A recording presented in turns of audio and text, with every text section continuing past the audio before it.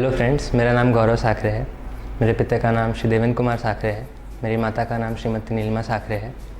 मेरा नीट 2018 में category rank 24 रहा है और मैं अपनी सफलता से बहुत खुश हूँ।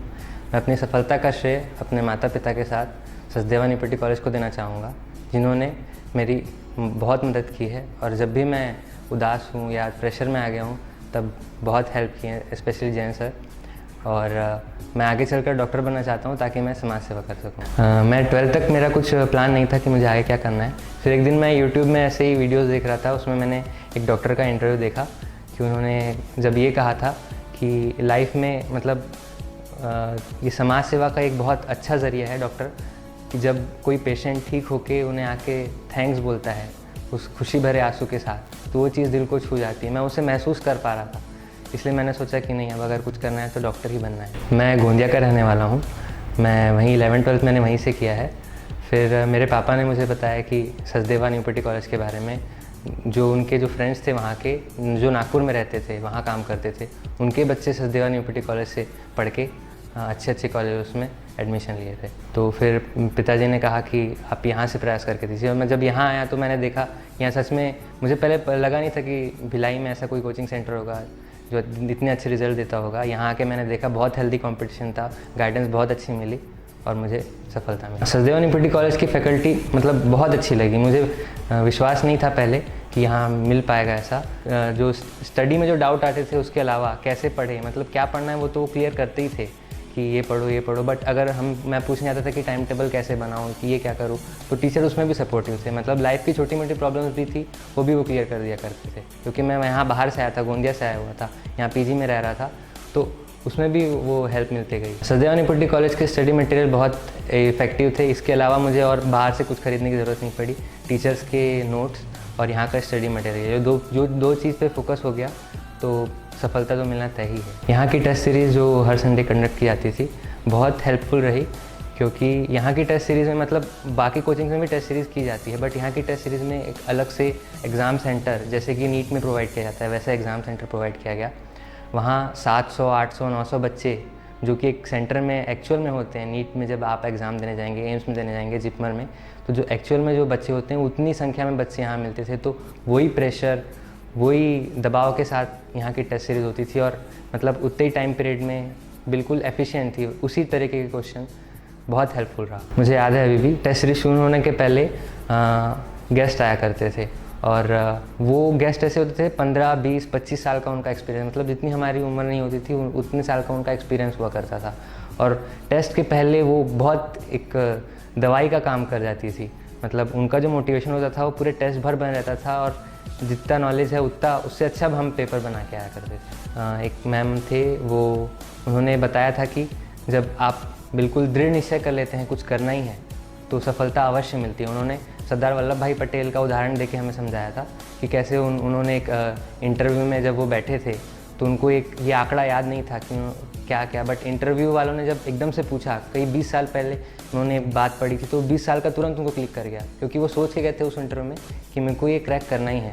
तो उन्होंने कहा था कि दृढ़ निश्चय, तो बस वो ऐसे हर एक टीचर, मतलब हर टेस्ट सीरीज़ में एक टीचर की इंपॉर्टेंट बातें बिल्कुल बहुत मोटिवेशन का काम की थी। टेस्ट सीरीज़ में जो घोषणा होती थी वो नीचे शुरू होती है टॉप 50 से, तो हम लोग लाइन में खड़े हुआ करते थे पीछे, तो हार्ट बीट तेज़ी होती थी कि नाम कब आएगा। पहले ही आना चाहिए, पहले आएगा तो नीचे रहेगा, वो बाद में आएगा तो ऊपर टॉप 20।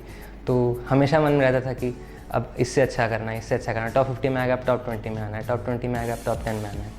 तो ये भी एक बहुत अच्छा काम किया। इससे एक मिलता रहा मोटिवेशन कि नहीं अब और अच्छा करना और बेटर करना है, तो उससे सुधार होते ही है। हमारे एक टेस्ट सीरीज़ में 10 टॉपिक हुआ करते थे, तो स्टार्टिंग में 10 टॉपिक, फिर 20 टॉपिक, मतलब हर टेस्ट सीरीज़ में 10 टॉपिक, फिर एक हाफ मेजर हुआ, मतलब पता भी नहीं चला, और फिर कोर्स भी कंप्लीशन और टेस्ट सीरीज़ भी चलते रही, तो उससे बहुत हेल्प हुआ। जैन सर की काउंसलिंग का मैं हमेशा वेट करता था। उनकी काउंसलिंग से मतलब जो बच्चा डिप्रेशन में भी हो बिल्कुल कॉन्फिडेंस में आ जाएगा। उनकी एक कहानी मुझे अभी भी याद है। उन्होंने बताया था कि मतलब हाथी का बच्चा जब छोटा होता है तो उसको बहुत मजबूत रस्सी से बांध दिया जाता है, पर जब वो बड़ा हो जाता है तो उसको एक बहुत ही पतली सी रस्सी से बांधा जाता है। तो फिर ऐसा क्यों होता है?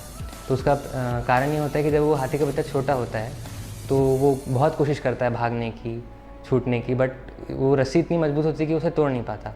बट जब वो बड़ा हो जाता है उसमें इतनी काबिलियत आ जाती है, पर उसके दिमाग में ये बैठ जाता है कि नहीं मैं तो अब ये नहीं कर पाऊँगा। तो मैं स्पेशली उन लोगों को कहना चाहता हूँ जो बहुत ही कमज़ोर बैकग्राउंड से आए हुए हैं, वो ये दिमाग में बिल्कुल लेके ना चले कि मैं तो ये नहीं कर पाऊँगा, मेरे लिए बहुत मुश्किल है। आप बिल्कुल कर सकते हैं, आप में काबिलियत है। बहुत छोटी सी एग्ज़ाम है, जैसे कि जैन सर कहा करते हैं, ये तो बहुत छोटी सी एग्ज़ाम है और वाकई ये सच में एक बहुत छोटी सी एग्ज़ाम है। आप में बिल्कुल काबिलियत है, हर छोटे से छोटे बच्चे में ये काबिलियत है कि वो मेहनत से इस एग्ज़ाम को क्रॉस कर ले। हर हफ्ते के अंत में हमें स्टार ऑफ द वीक दिखाया जाता था और उसे देख के बहुत मोटिवेशन होता था, क्योंकि ऐसे ऐसे बच्चों का स्टार ऑफ द वीक मैंने देखा है जो फाइनेंशियली बहुत वीक थे, जिन्हें न्यूज़ भी मतलब पता भी तब चला जब वो कहीं खेत में काम कर रहे थे या कुछ और काम कर रहे थे घर का, कि उनका सिलेक्शन हो गया है, वो भी न्यूज़ वगैरह के थ्रू। तो वो बहुत मोटिवेट कर रहा था कि नहीं अगर वो कर सकते हैं तो हम क्यों नहीं कर सकते। वो तो फाइनेंशियल वीक है, उनके पास सपोर्ट बहुत कम है, हमारे पास बहुत ज़्यादा सपोर्ट था, फाइनेंशियल भी और पेरेंट्स का भी। तो बिल्कुल अगर मतलब वो कर सकते हैं तो फिर तो कोई भी कर सकता है, और उनसे ज़्यादा बेटर कर सकते हैं अगर हमारे पास ज़्यादा अच्छे सपोर्ट्स है तो। उनसे बहुत मोटिवेशन मिला। मैं जूनियर्स को ये मैसेज देना चाहूँगा कि आप हेल्दी रहे, फिट रहे, फ्रूट्स वगैरह लेते रहें, खाने पीने में कोई कमी नहीं, मतलब हेल्दी खाए, फिट रहे और बिल्कुल फोकस्ड रहें। सोशल मीडिया की बिल्कुल कोई ज़रूरत नहीं है अभी, ये सबसे बिल्कुल दूर रहे। और रिवीजन, कंटिन्यूस रिवीजन, आपने कॉन्सेप्ट सारे समझ लिए, सब ठीक कर लिया, बट अगर आपने रिवीजन नहीं किया परफेक्ट टाइम में, सही गैप में, अगर आपने रिवीजन नहीं किया तो आपकी पढ़ाई पूरी वेस्ट होने वाली है। इसलिए रिवीजन के लिए आखिरी पे मत टहले कि जब कोर्स कंप्लीट हो जाएगा तब मैं रिवीजन करूँगा या करूँगी। आप एक टाइम इंटरवल सेट कर लिए, एक हफ्ते में हर दिन कुछ रिवाइज़ करना है, हर हफ्ते में कुछ रिवाइज़ करना है, हर महीने में फिर पूरे महीने का रिवाइज़ करना है। रिवीजन पे फोकस रखिएगा। All the best juniors, do great, do well and thank you Sachdeva UPT college. मैं पेरेंट्स को ये सलाह देना चाहूँगा, मेरे पिताजी को भी मतलब मैंने खुद बोला था कि नहीं भिलाई में मैं कोचिंग नहीं करना चाहता, मैं बाहर जाना चाहता हूँ, स्पेशली कोटा का बहुत नाम सुना था। बट पापा ने बोला कि नहीं, मैं फिर सचदेवा आया, यहाँ देखा तो लगा कि नहीं यार, कंपटीशन एग्ज़ाम है, यहाँ से भी फाइट किया सकती है। यहाँ के सिलेक्शन देखा मैंने, बहुत वीक फाइनेंशियल प्रॉब्लम से जो थे वो सक्सेस पा रहे हैं, मैं भी पा सकता हूँ। और सच में यहाँ की गाइडेंस और जो टीचर्स थे, यहाँ का जो स्टाफ बहुत सपोर्टिव था, जैन सर।